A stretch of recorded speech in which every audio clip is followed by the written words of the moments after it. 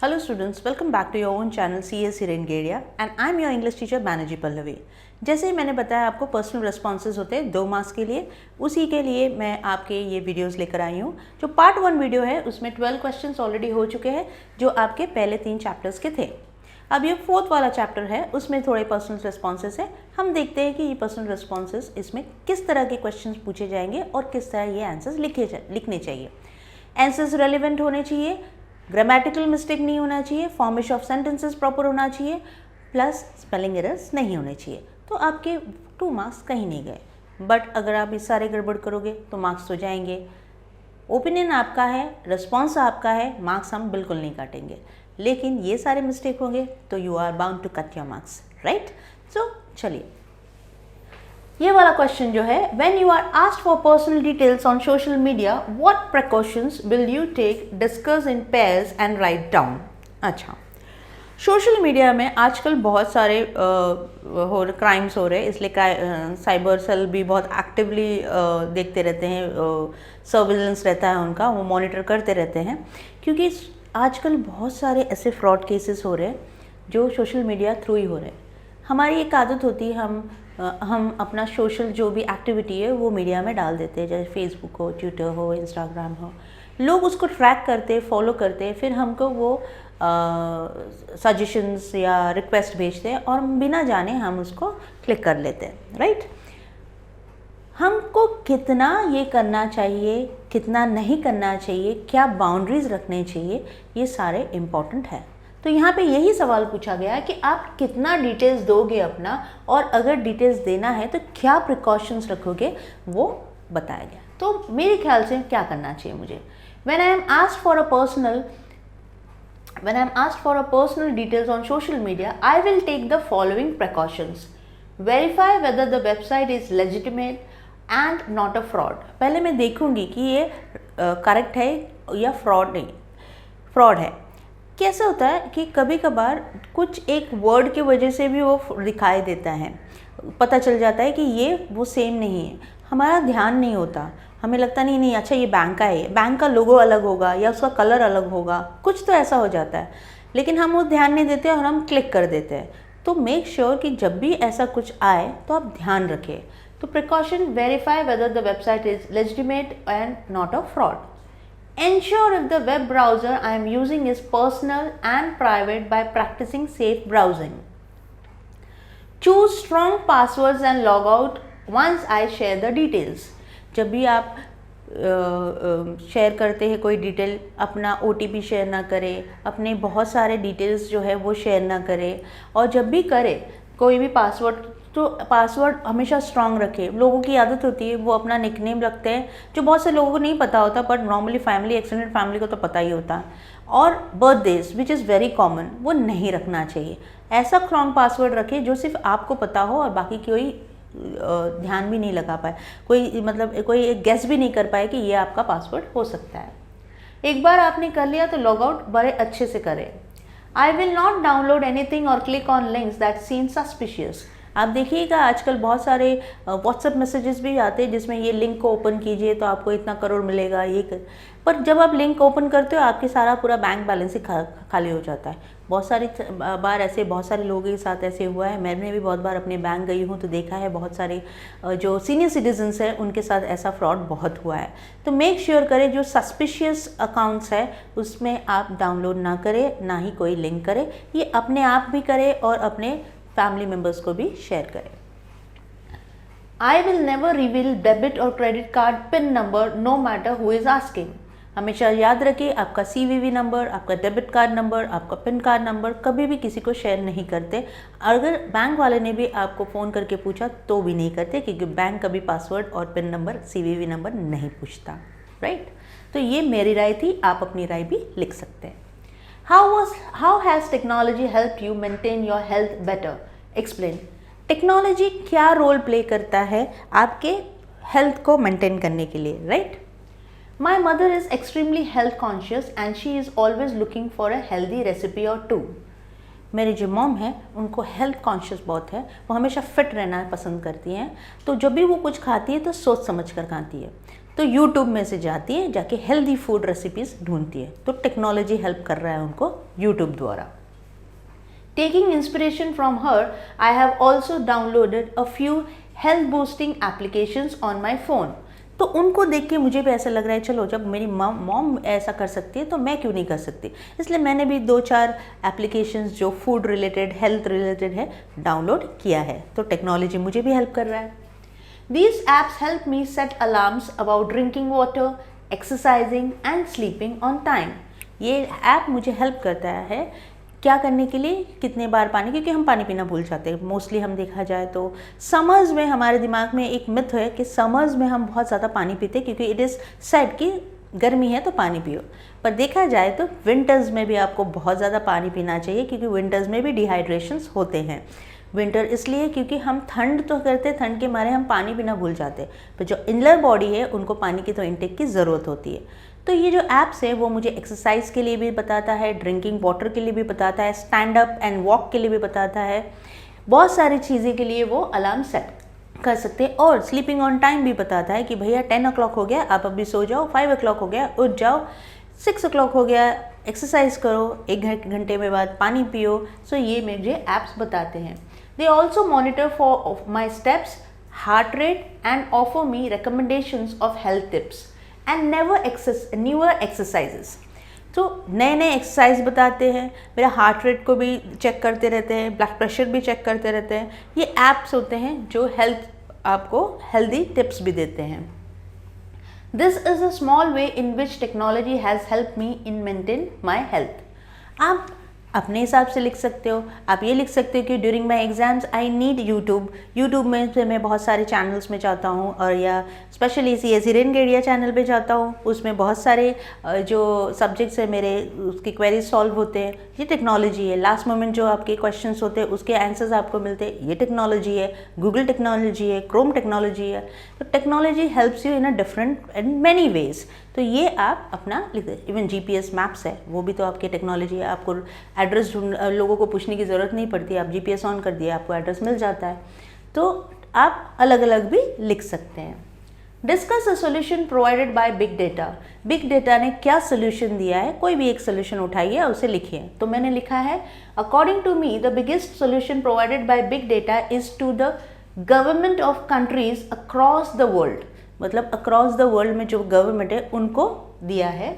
With the help of big data analytics governments conduct geographical surveys, act according to weather forecast, help in tracking energy resources, launch new schemes, study the reaction and feedback of citizens and help in the growth of and overall development of their respective nations.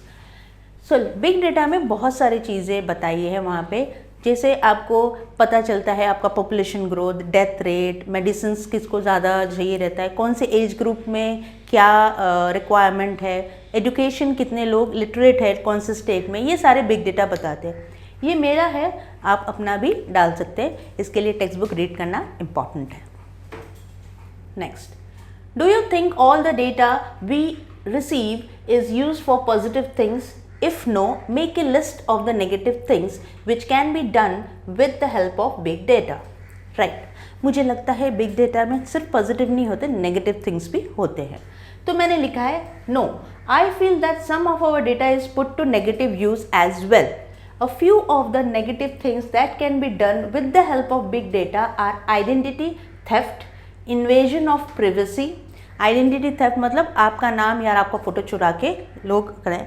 जैसे मेरे साथ एक बार हुआ था, मेरी Facebook के profile में मेरे ही प्रोफाइल बना के किसी और, मतलब मेरे ही नाम से किसी और ने रिक्वेस्ट भेजना शुरू कर दिया था। ये बहुत बड़ा क्राइम है, पर it had happened. So make sure कि ये ना हो आपके साथ। तो उसके साथ क्या कर सकते हो? तो बिग डेटा तो करता ही है, इसकी वजह से होता ही है ये काम। ऐसा नहीं है कि वो पॉजिटिव ही है, नेगेटिव भी है। देन इन्वेजन ऑफ प्रिवेसी, आपके प्राइवेट लाइफ में भी इन्वेट करता है। वो जो भी आपके जो फोटोग्राफ्स है जैसे गूगल्स में है, अगर आपने इसे खुला छोड़ दिया होगा तो लोग उसमें से भी चुराते हैं। मॉपिंग करते हैं, photo morphing. Exposing intimate details about someone's life, phishing, malvertising, spamming and financial frauds. बहुत सारे ऐसी चीज़ें बिग डेटा में नेगेटिव होते हैं। तो ये आप इसको भी लिख सकते हैं या आप अपने आप को अपना इनपुट्स भी डाल सकते हैं। Do you think Rose Shaw was actually, ये आपका ड्रेस वाला है, द न्यू ड्रेस, राइट। ये बिग डेटा तक हो गया आपका, ये 5th chapter. Do you think Rose Shaw was actually looking at Mabel with a satirical pucker of the lips, or was that just Mabel's critical view about herself?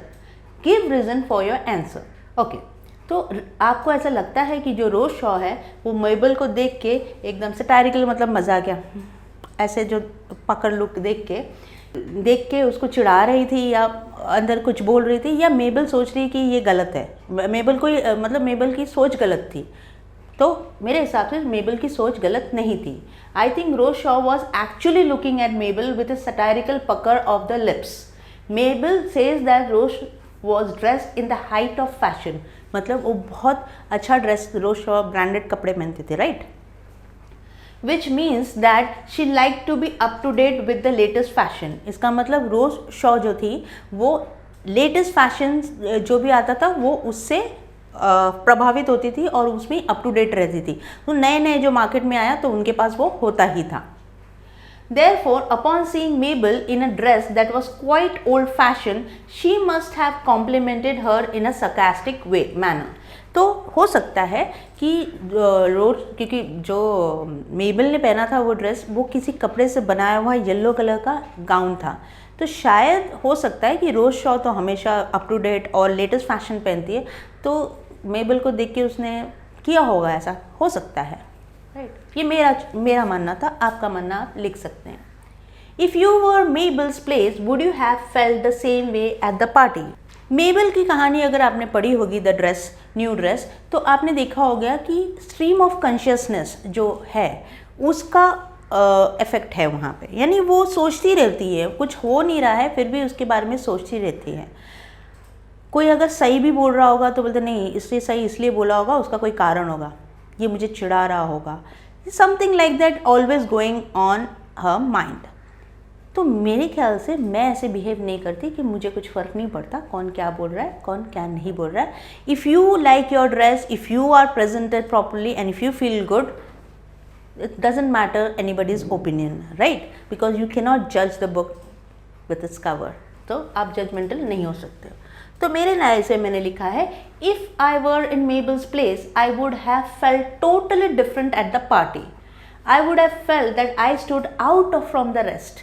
अगर मैं मेबल होती तो मुझे ऐसा लगता है कि मेरा ओल्ड फैशन ड्रेस है तो क्या हुआ, लेकिन मैं दूसरों से अलग हूँ। सब ने नया नया पहना है लेकिन मैंने old is gold always remains with me. I would have been happy with my choice. मैं बहुत खुश रहती अपने ड्रेस को फ्लॉन्ट करते हुए, सबको बताते हुए कि I still believe in the old school and old is always gold. तो मुझे ऐसा नहीं लगता कि उन्होंने बहुत महंगा पहना है और मैंने एकदम कम पहना है, कम चॉइस का या कम नो ब्रांड का। I would not have given in to my critical side just because everyone else had dressed up in the height fashion.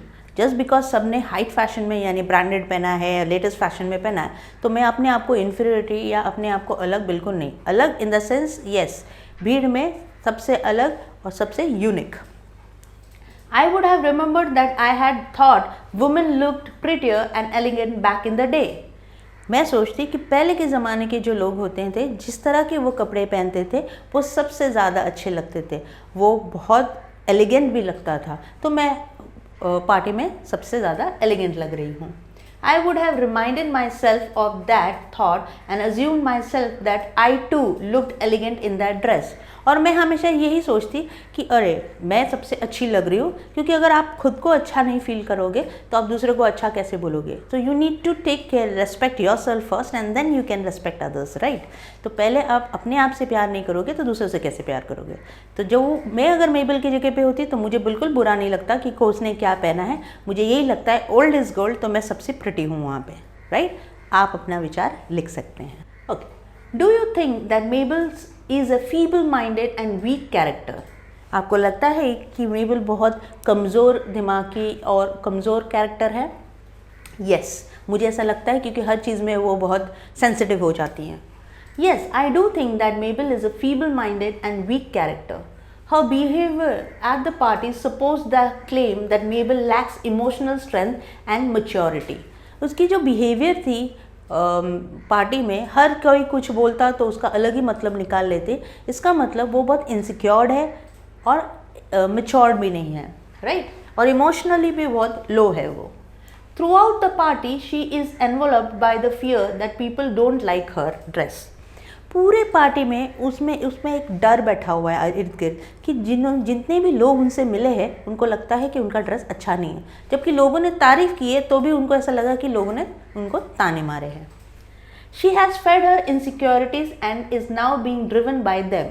उन्होंने अपने लाइफ में सिर्फ इनसिक्योरिटी को भर भर के दिमाग में रखा है, इसी वजह से अभी वो इनसिक्योरिटीज़ उनको आ रहा है. जो अपने दिमाग में आप बोगे वही आप सोचोगे और वही आप बोलोगे, वही आप बिहेव करोगे. Now, she lacks the will to overcome her cynical view of self. वो उसकी क्षमता है सोचने की कि तुम सही हो, तुम अच्छी लग रही हो, कोई आपके लिए बुरा नहीं बोल सकता, सब अच्छे ही बोल रहे, वो ख़त्म हो गया था क्योंकि इतना ज़्यादा वो नेगेटिव सोचती रहती. Her assumption that everyone at the party is talking about her dress shows us the extent of her delusional thinking. मतलब अपने ख्यालों में रहती, ख्याली पुलाव पकाती रहती कि भाई लोग मेरे ही बारे में बात कर रहे, मेरे ड्रेस के बारे में बात कर रहे, और ये ज़रूरी नहीं था पर उसको ऐसे लगता था. Thus proving that she is not a strong and clever character. इससे पता चलता है कि वो strong भी नहीं है और clever भी नहीं है character, and that is why feeble minded and weak character है. Okay, next. If you were in Mabel's place, what would you have done when someone whom you find boring had come to talk to you at a social gathering? अगर आप मेबल की जगह पे होते और आप कोई आपसे बात करने आता है जो बहुत बोरिंग है तो आप क्या करते? Right? If I were in Mabel's place and someone whom I find boring had come to talk to me at a social gathering, I would have conversed with them for a while. मैं थोड़ा तो बात करती उनसे, क्यों ना करूँ? ठीक है, वो सामने से चल कर आए, बात कर रहे. अगर आप कोई सामने से चल के आए और आप बात अच्छे से नहीं करते हो, इसका मतलब आपके पास कर्टसी नहीं है, पोलाइटनेस नहीं है, मैनर्स नहीं है, कल्चर नहीं है. तो क्यों आप अपने कल्चर या बिहेवियर को किसी और की वजह से ख़राब करेंगे? तो कोई भी सामने बोरिंग भी आए तो थोड़ा बहुत बात कर लेना चाहिए. After a very brief conversation, I would have politely excused myself by saying that I either had to go and freshen up or that I was getting a call on my cell phone. या तो मैं बोलती, एक थोड़ा बात करने के बाद आपको ऐसा लगता कि नहीं मैं ये बहुत ज़्यादा बोर हो रहा है, तो मैं कोई ना कोई एक्सक्यूज़ दे देती. तो यहाँ पे मैंने एक्सक्यूज़ क्या दिया है कि मुझे फ्रेशन अप होना है या फिर मुझे एक कॉल आ रहा है. I would have tried not to hurt the other person's feelings while trying to get myself out of the situation. मैं किसी की फीलिंग्स को हर्ट नहीं करती, लेकिन मैं उस सिचुएशन से बाहर भी आ जाती. हमेशा याद रखें, कोई इंसान बुरा नहीं होता, बिहेवियर चेंज होता है क्योंकि उनका सर्कमस्टेंसेस अलग होता है, उनकी थिंकिंग अलग होती है, उनका एनवायरनमेंट अलग होता है. तो हर कोई आप जैसा हो तो ज़रूरी नहीं होता ना, कोई तो ऊपर नीचे होता ही रहता है. इसलिए किसी को हर्ट ना करे, बट उसको इस तरह स्मार्टली काम करे, अपना ब्रेन यूज़ करे कि बोलते ना सांप भी मर जाए और लाठी ना टूटे, समथिंग इन हिंदी. तो उसी तरह आपको भी करना है कि आप ज़्यादा उनको कुछ बोले भी नहीं और आप वहाँ से हट जाए. तो मेरे ओपिनियन में ये किया करती मैं. आप क्या करते हैं? आप अपने ओपिनियन लिख सकते हैं. Right about the moments that make you happy. Okay, कोई ऐसा मोमेंट देखिए जो आपको हैप्पी फील करे, कोई मोमेंट याद करें. I find happiness in the moments that I get spend with my near and dear ones. मुझे बहुत खुशी होती है जब घर में सब मेहमान होते हैं और मेरे नियर डियर वंस मेरे साथ होते हैं, तो मुझे बहुत हैप्पी फील होता है. Apart from the big moments which bring joy to everyone, I cherish the little everyday things as well, like listening to the birds chirping on the trees, hearing the sound of the ocean waves, experiencing the tranquility of the night, and listening to the melodious tunes of my favorite songs. All these things make me very happy. ये मेरा happiness है मुझे छोटी छोटी चीज़ों में बहुत अच्छा लगता है। जैसे कोई नया बर्ड आ गया, जैसे सीजन्स चेंज हो जाती है तो बर्ड्स नए नए दिखाई देते हैं, तो मुझे बर्ड्स की चर्पिंग बहुत पसंद है, उनकी आवाज़ बहुत पसंद है। जब भी बीच पे जाती हूँ तो मुझे ओशंस की जो लहरों की आवाज़ आती है वो मुझे बहुत पसंद है। मुझे नेचर रिलेटेड थिंग्स बहुत पसंद है। मुझे ओल्ड सॉन्ग्स सुनना बहुत पसंद है। अगर मैं आपकी वीडियोस की तैयारी करती हूँ तो मैं सॉन्ग्स लगा के उसमें करती रहती हूँ। इवन मैं अपनी स्टडीज़ भी जब करती थी तो सॉन्ग्स मेरे कान में चलते रहते थे और मैं करती थी। मुझे वो छोटी छोटी चीज़ें बहुत पसंद है, बड़ी बड़ी चीज़ों में मैं ज़्यादा दिलचस्प नहीं लेती। तो ये मेरा ओपिनियन था, आपका ओपिनियन आप बता सकते हैं। Do you think that moments that give us true joy can be planned? आपको लगता है कि जो मोमेंट्स है give us true joy can be planned? Give reason for your answer. आपको लगता है जो खुशी की मोमेंट्स होते हैं वो आप प्लान कर सकते हो? अचानक खुशियाँ को आप प्लान कर सकते हो क्या? मैं तो नहीं कर सकती। तो मेरे ओपिनियन में no, I don't think the moments that give us true सच्ची खुशी joy can be planned. This is because true happiness is an emotion that we don't know for sure we would feel it we plan for it. Sometimes the best of plans can fall apart and leave us sad and upset. कभी कभी जो चीज़ से आपको खुशी मिलती है और वो प्लान करते हो कि हाँ इससे मेरी खुशी मिलेगी, कभी कभी उसमें खुशी नहीं होती है. On the other hand, coincidences can sometimes give us more joy than we could have ever imagine. कभी कभार कोइंसिडेंस आपको बहुत हैप्पीनेस देते हैं. यानी कभी कभार आप ट्रैवल कर रहे हो और आपने सोचा भी नहीं होगा आपके बचपन का दोस्त दिख गया और आप सोचा भी नहीं था कि कभी वो मिलेंगे आपसे. आपकी वो खुशी आप प्लान नहीं कर सकते हो, वो तो इमोशनल खुशी है ना, फट से प्लान हो जाता है, right? It is often said that the biggest things in life cannot be planned. They happen when they happen. जो बिगेस्ट थिंग होता है, जो बिगेस्ट मोमेंट्स होता है वो कभी भी प्लान नहीं होता है, वो अचानक से होता है और खुशियाँ वैसे ही अचानक से आती हैं. The feeling of happiness is the same way. We can plan for it all we want but we will feel it only when the moment is right. जैसे समझो आपको 12th में एक अच्छा स्कोर चाहिए. आपने सोच लिया मुझे फर्स्ट क्लास मिलेगा, तो फर्स्ट क्लास डिस्टिंक्शन 70-80% आपका स्कोर है. आप 80 सोच रहे हो और आपको 95 आ गया. आप वो देख के जो हैप्पीनेस आता है वो है ट्रू हैप्पीनेस. 80 आया तो वो हैप्पी हो कि आपको तो पता ही था वो होने वाला है, पर अगर 95 आ गया तो वो ट्रू हैप्पीनेस है. That you have not planned, right? ये मेरा ओपिनियन था, आप अपना ओपिनियन बिल्कुल लिख सकते हैं. Do you think Mabel truly decided to change her self और was that just an empty promise that she made to make herself feel better? So आपको ऐसा लगता है कि मेबल चेंज सच में होने वाली है कि जस्ट अपने आप को हाँ ठीक है मैं चेंज हो जाऊंगी तो सब कुछ ठीक हो जाएगा? I do think Mabel truly decided to change her self. मुझे लगता है कि इतना सब होने के बाद मेबल ने डिसाइड कर लिया नहीं मुझे अपने आप को चेंज करना पड़ेगा, क्योंकि ये जो लो एस्टीम है, लो सेल्फ कॉन्फिडेंस है, ये अच्छा नहीं है, डिल्यूजन है, ये सब अच्छा नहीं है लाइफ के लिए. She felt miserable throughout the party and wanted to have a better sense of self. पूरे पार्टी में उन्होंने अपने आप में ही एक इन्फीरियरिटी करके रखा था, इमोशंस डाउन इमोशंस करके रखा था. वो पूरा पार्टी खराब हो गया था उनके लिए, राइट? तो उन्होंने सोचा कि अब क्या करना है, एक बेटर सेंस अपने लिए लाना है, अपना सेल्फ एस्टीम को वापस, कॉन्फिडेंस को वापस लाने के लिए मुझे चेंज होना पड़ेगा. This drove her to do something about her inferiority complex and she resolved to undergo a transformation.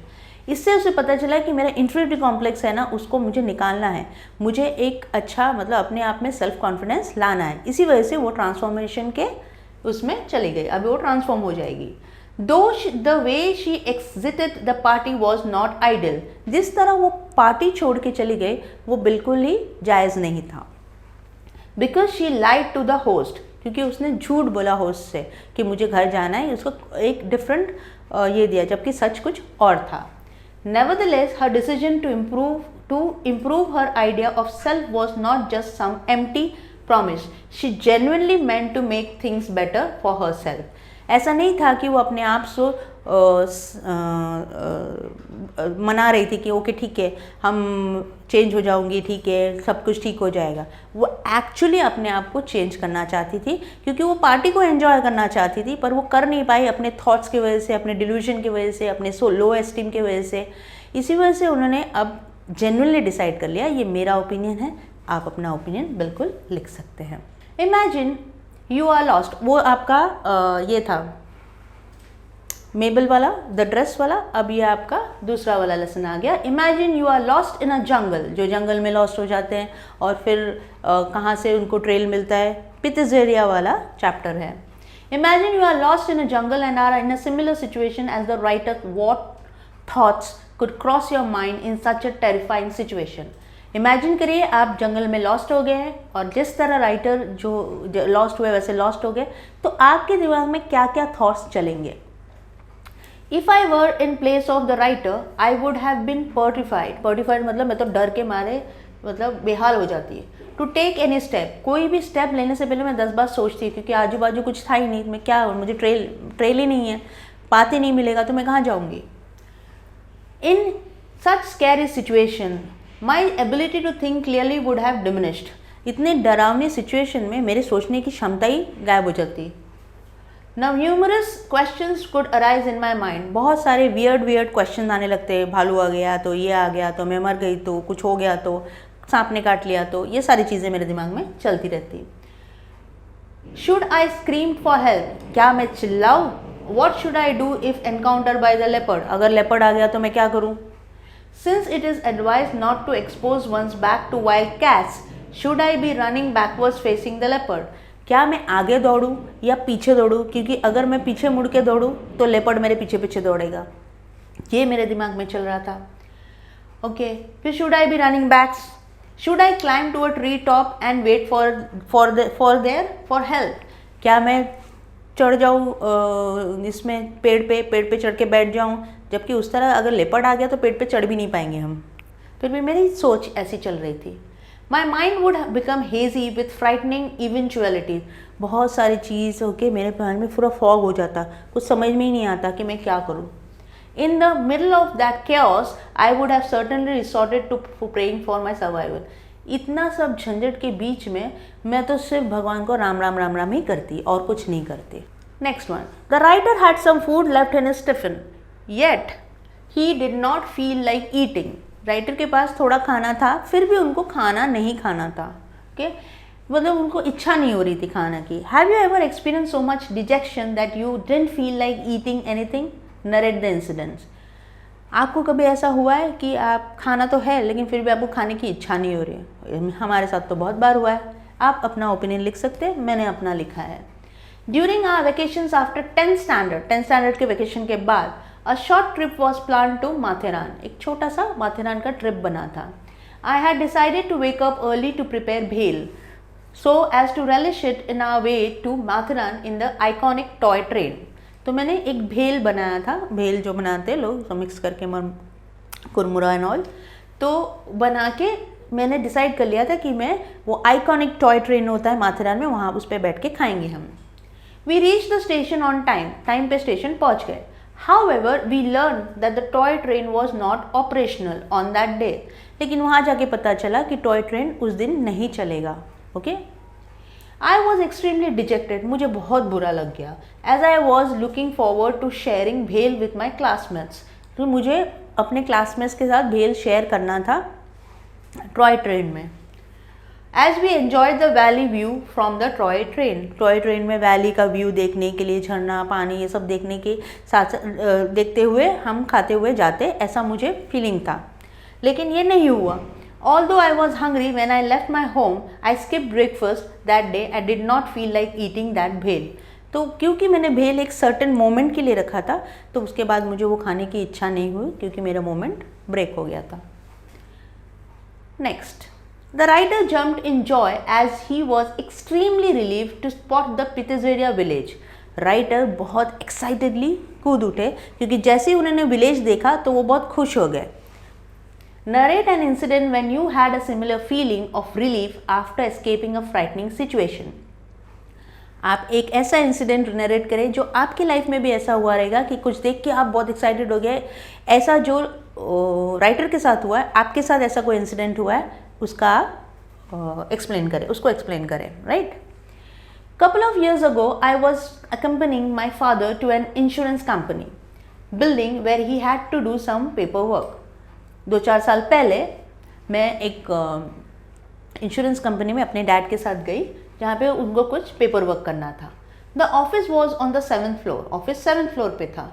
So we boarded the lift along with 3 other people, तो हमने लिफ्ट ली जिसमें 3 लोग और थे। Suddenly the lift broke down and we were struck somewhere between 3rd and the 4th floor. अचानक से lift बंद हो गई और 3-4 के बीच में, 3rd और 4th के बीच में लिफ्ट खड़ी हो गई। A word came around, there was a mechanical fault in the lift. तो किसी ने अनाउंस किया कि मैकेनिकल फॉल्ट है लिफ्ट में, इसलिए लिफ्ट वहाँ जाके अटक गई। The company staff called in lift technicians who managed to restart the lift but only after 4 hours. Company ने बुलाया मैकेनिक को लिफ्ट स्टार्ट करने के लिए, लेकिन लिफ्ट स्टार्ट तो हुई लेकिन 4 घंटे बाद। For 4 grueling hours we were stuck in that small lift covered in sweat. 4 घंटे तक हम पसीने से उसी लिफ्ट में थे। The moment we came out of the lift, I drank half a liter of water and heaved a huge sign of relief. जैसे ही lift खुला और तो मैं लिफ्ट के बाहर आई और आधा लीटर पानी पी लिया और सांस ले ली कि आज मैं बच गई। ऐसे बहुत सारे इंसिडेंट हुए हैं, मैंने तो ये शेयर किया। आपके साथ क्या हुआ आप अपना शेयर कर सकते हैं। What in your opinion can discourage a person from traveling to foreign countries even if an opportunity presents itself? Okay. What in your opinion can discourage? आपको क्या लगता है कि क्या चीज़ डिस्करेज कर सकता है अगर आप फॉरेन कंट्री में ट्रैवल करते हैं तो? Even if an opportunity presents itself, अगर भी opportunity होने के बावजूद भी a person could find himself not keen to travel to a foreign country in spite there being an opportunity due to various factors. बहुत सारे कारण हो सकते हैं कि अगर आपको अपॉर्चुनिटी मिला भी होगा फॉरेन कंट्री में, फिर भी आप वो फॉरेन कंट्री में जाना नहीं चाहोगे। क्या क्या रीज़न हो सकते हैं? Financial constraint foreign travel usually happens to be expensive due to high airfares, costly accommodation and high priced food. क्योंकि मोस्टली फॉरेन कंट्रीज़ में खाने पीने का जो सिस्टम होता है वो बहुत हाई होता है, उनका एक्सपेंस बहुत हाई होता है, रहने की जगह के लिए भी हाई होता है बहुत। ये एक चीज़ होता है, तो बहुत सारे मिडिल क्लास फैमिली लोग अफोर्ड नहीं कर सकते। इसी वजह से ये सबसे पहला रीज़न होता है, फिनेंशियल कॉन्स्ट्रेंट होता है, जहाँ पे आप अपॉर्चुनिटी तो है पर आप जाना नहीं चाहोगे क्योंकि खाना और रहना बहुत महंगा होता है। Safety concern, certain countries aren't safe enough to travel due to various threats such as robbery और terrorism. बहुत सारे ऐसे कंट्रीज़ हैं जहाँ पे चोरी बहुत होती है, टेररिज्म बहुत होती है, इसी वजह से लोग वहाँ जाना नहीं चाहेंगे। Lack of adventure spirit, some people might just not travel to a foreign country simply because they are hesitant to travel. बहुत सारे लोग ऐसे होते हैं जिनको घूमना फिरना पसंद नहीं है, इसी वजह से वो फॉरेन ट्रैवल नहीं करेंगे, उनको अपना कंट्री ही बहुत प्यारा होता है। फूड हैबिट्स भी एक है। फूड हैबिट्स में non availability of suitable food in the host country could discourage some people from going there. For example, a strict vegetarian from India could find it difficult to get vegetarian food in most of the South Korean restaurants. ऐसे देखा जाए तो बहुत सारे foreign countries में भी जो veg food सर्व होता है उसका जो करी होता है वो नॉन वेज होता है। तो इसी वजह से बहुत सारे लोगों को ये जो जैनिज़्म होते हैं, जो कांदा लहसुन नहीं खाते हैं, उनके लिए बहुत प्रॉब्लमेटिक हो जाता है। इवन नॉन वेजिटेरियंस के लिए भी प्रॉब्लम हो जाता है क्योंकि बहुत सारे नॉन वेजिटेरियन मीट नहीं खाते हैं। तो ये एक बड़ा फैक्टर है, क्योंकि हम अगर कुछ कर रहे हैं तो खाने के लिए कर रहे हैं, तो वो अगर नहीं हो तो वो भी एक मेजर फैक्टर होता है। आपको अगर लगता है और कुछ फैक्टर्स होता है तो बिल्कुल आप डाल सकते हो। Next, explain your views on the educational value of travelling to foreign countries.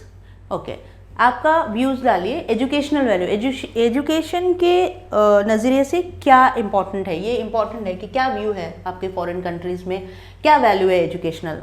Okay, travelling to foreign countries can certainly broaden one's perspective of looking at the world. जब आप फॉरेन कंट्रीज़ में जाते हो तो बहुत सारे साइंटिफिक रीजंस को आप रैशनली थिंकिंग करते हो। यहाँ पर रहते तो बहुत सारे हमारे थिंकिंग होते हैं वो जो है ट्रेडिशनल हो जाता है और हम मिथ्स में भी बिलीव करने शुरू कर देते हैं। पर फॉरेन कंट्रीज़ में आप जाओगे तो वही चीज़ को किस तरह दिया गया है, किस तरह उसको रैशनली थिंक किया गया, वो आपको समझ में आता है। एक ब्रॉडन पर्सपेक्टिव होता है।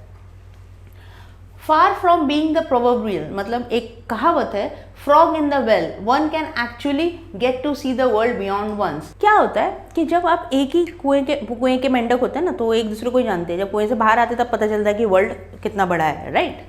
सो confines bye travelling far and wide, जब आप बड़े जगह पे जाते हो, घर से बाहर निकलते हो, देश से बाहर निकलते हो, तो एक दूसरी दुनिया होती है, तो आपकी जो नॉलेज है वो बढ़ जाती है। However, one should have the eye for the details of the foreign culture in order to learn and absorb the same. Although with the advent of virtual reality, one can experience different tourist destinations through the comfort of their homes. Nothing beats the real experience of being there, seeing that. So, the right attitude and enthusiasm to travel abroad can prove to be an exercise in self-education. वैसे देखा जाए तो आप घर बैठे भी foreign tour कर सकते हो, गूगल खोला, डाला और सब कुछ आप देख सकते हो।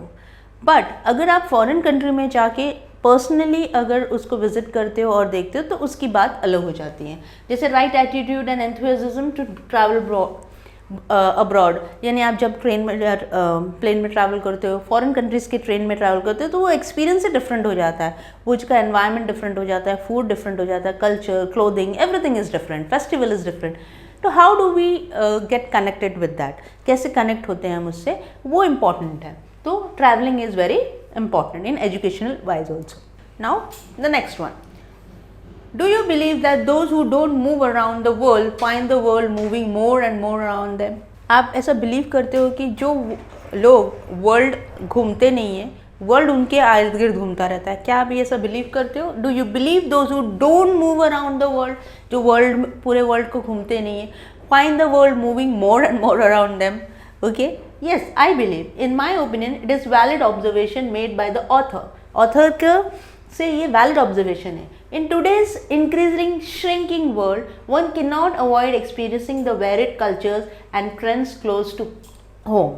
Even if they do not go visiting the faraway places, technology brings them closer to those places.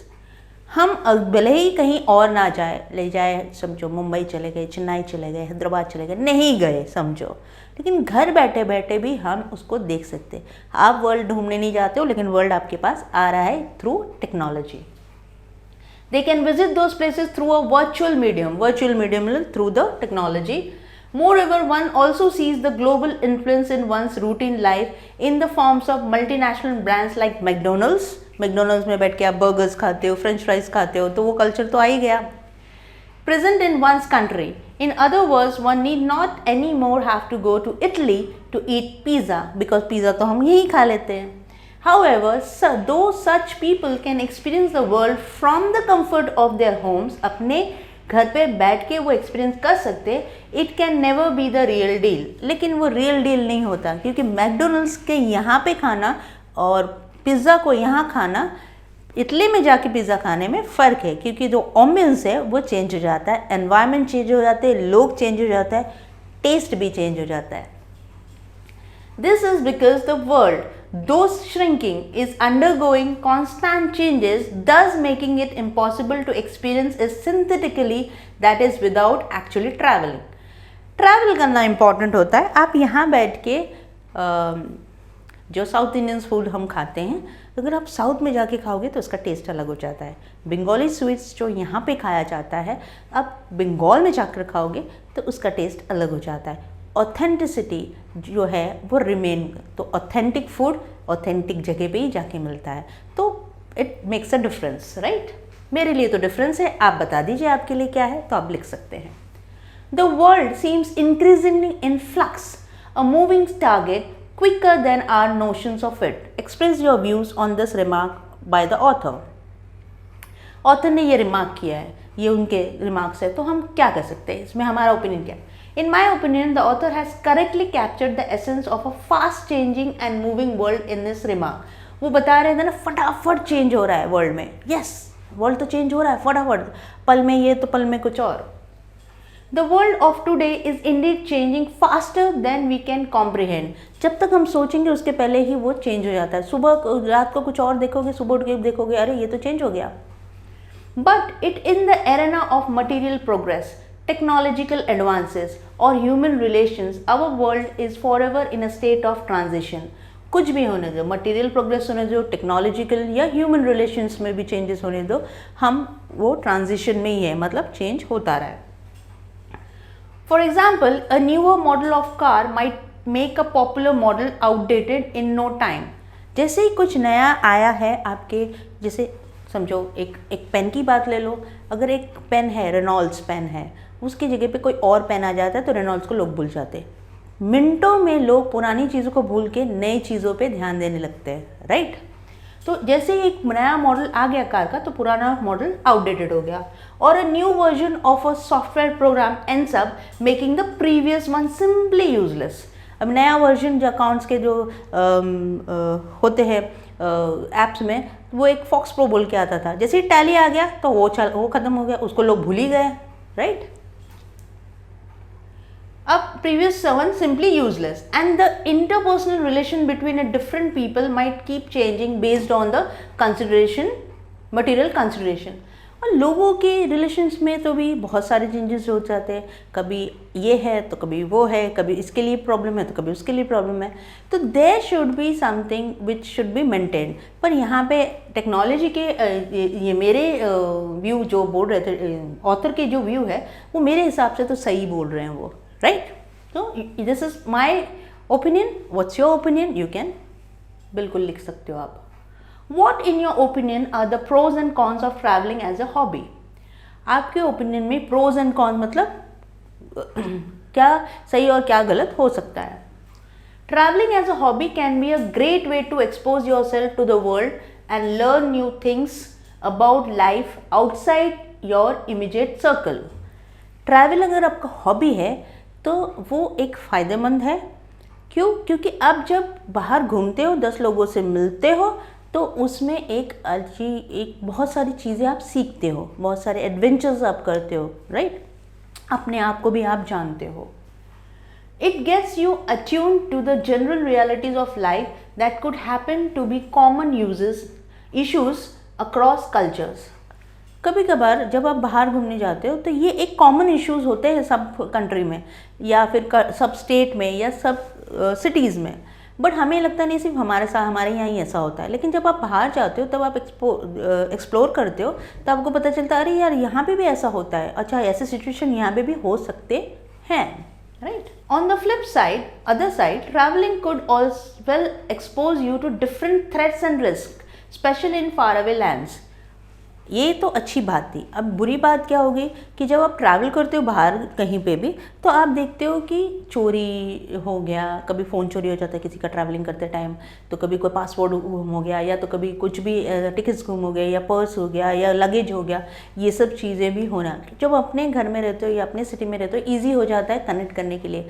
लेकिन जब आप बाहर के देश में या बाहर के स्टेट में जाते हो तो becomes very difficult. You may end up violating the law in a foreign land without knowing about it. Foreign lands जो होते हैं, जो बाहर के देश होते हैं, वहाँ पे जाके आपको बहुत सारे लॉज नहीं पता होते. क्योंकि इंडिया ऐसा कंट्री है, वो डेमोक्रेटिक कंट्री है, जहाँ पे आप कैसे भी घूम सकते हो, विदाउट राशन कार्ड, विदाउट ये करके घूम रहे हो. पर वहाँ पे पासपोर्ट वगैरह भी घूम सकते हो. यहाँ पे आपने च्युइंगम खाया, फेंक दिया, वहाँ पे आप करोगे तो पकड़े जाओगे. सिगरेट कहीं भी खड़े होकर आपने स्मोक कर लिया, वहाँ पे नहीं कर सकते हो. आप किसी को भी अब्यूसिवली बात कर लिया, आप वहाँ पे नहीं कर सकते हो. तो जाने अनजाने में आप ऐसा कुछ काम कर सकते हो जो वहाँ के लॉ को अबाइड नहीं करता, या लॉ के अंडर में, लॉ के नज़रिए से वो गलत है. To find suitable food during your stay abroad can prove a challenge. ये बात तो अलग सिटीज़ में भी होता है, क्योंकि मुंबई ऐसा सिटी है जहाँ पे आपको सब कुछ रात के 2 बजे भी, 4 बजे भी, सुबह 5 बजे भी मिल जाएगा. बट बहुत सारे स्टेट हैं वहाँ पे ऐसा नहीं होता, या बहुत सारे कंट्रीज़ में ऐसा नहीं होता. Food is really a concern.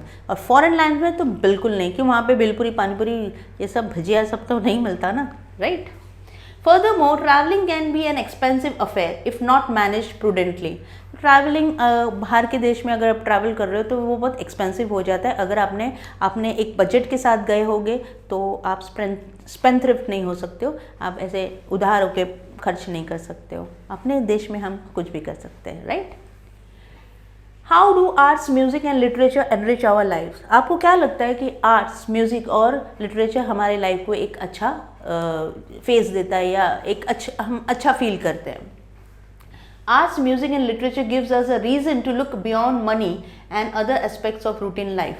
जब आर्ट्स जो पॉटरी वॉटरी करते हैं या आर्ट्स पेंटिंग करते हैं, म्यूज़िक, डांस हो गया, सॉन्ग हो गए, ये सारी चीज़ें जो लिटरेचर है, लोग बुक पढ़ते हैं, ये सारी चीज़ें इंसान की लाइफ में एक चेंज ज़रूर लाता है, क्योंकि वो उसमें इतने मगन हो जाते हैं कि वो और कुछ सोचते नहीं, कुछ नेगेटिव नहीं सोचते, हमेशा पॉजिटिव और गुड थिंग्स सोचते हैं। तो एक इम्पॉर्टेंट रोल प्ले करता ही है। पैसा इम्पॉर्टेंट नहीं होता यहाँ पे आपकी लाइकिंग इम्पॉर्टेंट होती है। And understanding of these fields broadens our outlook and enhances our knowledge base, thus enriching our life. जब आप आर्ट्स, म्यूज़िक या लिटरेचर से जुड़े होते हो तो आपका जो बिहेवियर होता है, कल्चर जो होता है वो डिफरेंट हो जाता है, आपका जो सोचने का तरीका होता है वो डिफरेंट हो जाता है, क्योंकि that is why it enriches your mind, soul and your life. Why should you study any subject? आपको कोई भी स्टडी करने की ज़रूरत क्या है? बहुत अच्छा क्वेश्चन है। We should study any subject for its inherent beauty, क्योंकि हर सब्जेक्ट में एक ब्यूटी है, एक चीज़ है, एक नॉलेज है, एक कल्चर दिखाता है और आपकी लाइफ को भी इन्हेंस करता है वो कोई ना कहीं तरीके से। Even when the subject is related to examination, life एक एग्ज़ाम है तो जीना तो नहीं छोड़ सकते, लाइफ में हर पल एक एग्ज़ाम देते हैं हम, पर हम जीना नहीं छोड़ते। उसी तरह अगर आप सब्जेक्ट को अच्छे से जानोगे और वो अपने कमिटमेंट के लिए, अपने सेंस के लिए करोगे तो वो भी आप नहीं छोड़ोगे, क्योंकि इम्पॉर्टेंट है सब्जेक्ट। एग्ज़ाम देना इम्पॉर्टेंट है, तभी तो आपको पता चलेगा आप कितने माहिर है कोई सब्जेक्ट में या कितना ज्ञान है आपको उस सब्जेक्ट का। It should not merrily be studied for scoring marks. Subject को स्कोर करने के लिए स्टडी नहीं करना होता है। मैंने ये बात बहुत पहले भी कहा था आपसे कि जब भी आप इंग्लिश बोले या इंग्लिश लिखे या इंग्लिश सोचे, हर चीज़ इंग्लिश में करें। क्यों? क्योंकि आपको end of the day English में ही पेपर लिखना है। बट एक चीज़ और है, जब आप इंग्लिश में ही कर रहे हैं तो इंग्लिश बोलना आना इम्पॉर्टेंट है। आप हिंदी में उसको ट्रांसलेट करके उसमें इंग्लिश क्या मतलब हो गया? जब आपका 12th हो जाएगा, आप बाहर जाके अगर इंग्लिश में बात नहीं कर पाओगे तो क्या मतलब हो गया इंग्लिश मीडियम में पढ़ के, राइट? सो कुछ भी करें स्कोर करने के लिए ना करें, उसको अपने लाइफ में यूज़ करने के लिए यूज़ करें। Enjoy any subject we study. So we should enjoy any subject that we study. कोई भी सब्जेक्ट ले उसको एन्जॉय करें, तभी जाके वो ईजी हो जाता है आपको लिखने में या समझने में। Because only then will be able to appreciate it. जब कोई चीज़ को आप प्यार करोगे तभी उसको अप्रिशिएट कर पाओगे, अदरवाइज उसको अप्रिशिएशन नहीं होता। Describe situation or incident when you felt embarrassed for your lack of knowledge of a particular subject or incompetence in speaking in English fluently. बहुत सारे ऐसे इंसिडेंट्स लाइफ में होते हैं सबके कि जहाँ हम एम्बैरस फील करते हैं क्योंकि हम ये लैंग्वेज बोल नहीं पाए या इंग्लिश में कॉन्वर्जेशन नहीं हो पाए। This incident happened when I was in the 9th standard and was chosen as the news reader for the week during the morning assembly of school. ये जब मैं 9th में थी तब मेरे साथ ऐसा एक किस्सा हुआ। मुझे न्यूज़ रीड करना था असेंबली में। I was scared because I had just moved to an English medium school from a vernacular medium school and didn't know whether I would be able to read the news in front of so many people. अब ये तब हुआ था जब मैं English medium school में just I थी एक वर्नाकुलर मीडियम स्कूल से। जैसे आपको पता होगा कि वर्नाकुलर मीडियम स्कूल में इंग्लिश का जो लेवल होता है वो LL होता है और इंग्लिश मीडियम में जो हिंदी मराठी का लेवल होता है वो LL होता है, तो फ़र्क तो पड़ता ही है, राइट? तो ये एक ये हो गया था कि मैं तभी आई थी और मुझे न्यूज़ रीडर के हिसाब से असेंबली में न्यूज़ रीड करना था। It was also going to be my first stage appearance और ये मेरा सबसे पहला स्टेज अपीयरेंस था, which made me all the more anxious। मतलब और ज़्यादा एंजाइटी हो रहा था या नर्वसनेस हो रहा था मुझे। As expected, I lost confidence while on stage and couldn't read properly in front of 400 students। और जैसे मैंने सोचा था वैसे ही हुआ। जैसे ही मैं पढ़ने गई स्टेज पे और मैं फंबल करने लगी, मैं हिचकिचाने लगी और 400 स्टूडेंट के सामने मैं कुछ भी बोल नहीं पाई। Teachers and the principal in the assembly, वहाँ पे टीचर्स भी थे, प्रिंसिपल्स भी थे, उनके सामने मैं कुछ नहीं कर पाई।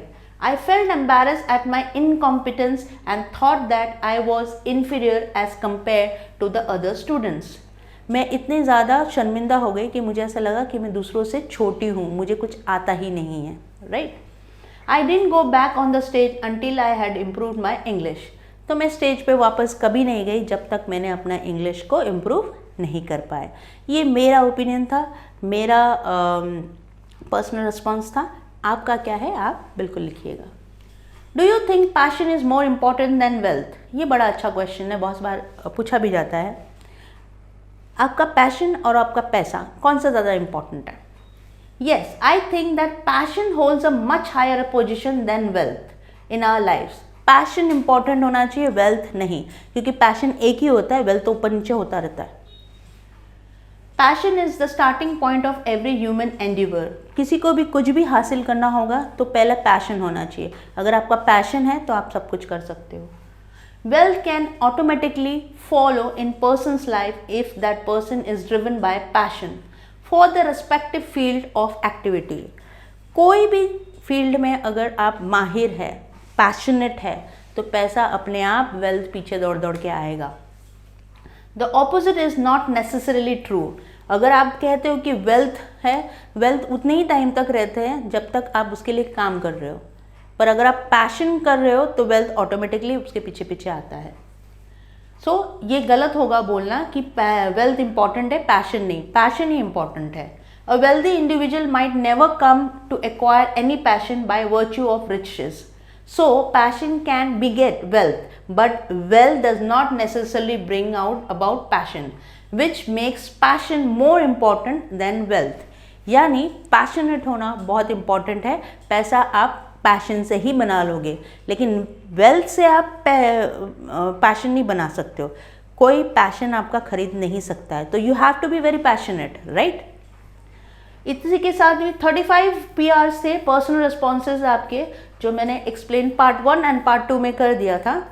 पार्ट 1 में आपको पहले ही मैं कर चुकी हूँ, और ये पार्ट 2 था आपका, जो सारे जो आपके PRs थे उसको मैंने बता दिए हैं। फिर भी आपको लगता है कि क्वेश्चंस है, PR के क्वेश्चंस आपके पास, जिसकी सवाल आपके पास सवाल है और जिसके जवाब नहीं है आपके पास, आप बिल्कुल कमेंट ड्रॉप में कमेंट कीजिए, और व्हाट्सएप मैसेज में व्हाट्सएप बिल्कुल कर सकते हैं। आई होप आपको ये वीडियो पसंद आया। तो इसके साथ ही ये वीडियो ख़त्म होता है। PR के रिलेटेड अगर आपको कोई भी और क्वेरीज है तो आप कमेंट बॉक्स में कमेंट कीजिए, या व्हाट्सएप नंबर पे आप व्हाट्सएप भी कर सकते हैं। आई होप यू अपनी पढ़ाई आपने शुरू कर दी है। Buckle up for your studies and all the best. Make sure कि आप वीडियो को शेयर और लाइक बिल्कुल करते रहिए, ताकि जितने भी वीडियोस आते रहेंगे बेल आइकन को हिट करना ना भूले, क्योंकि जितने भी वीडियोस आते रहेंगे आपकी रिवीजन के लिए, आपके लिए अच्छा होगा। आज का वीडियो यहीं खत्म हुआ। Till then take care, thank you.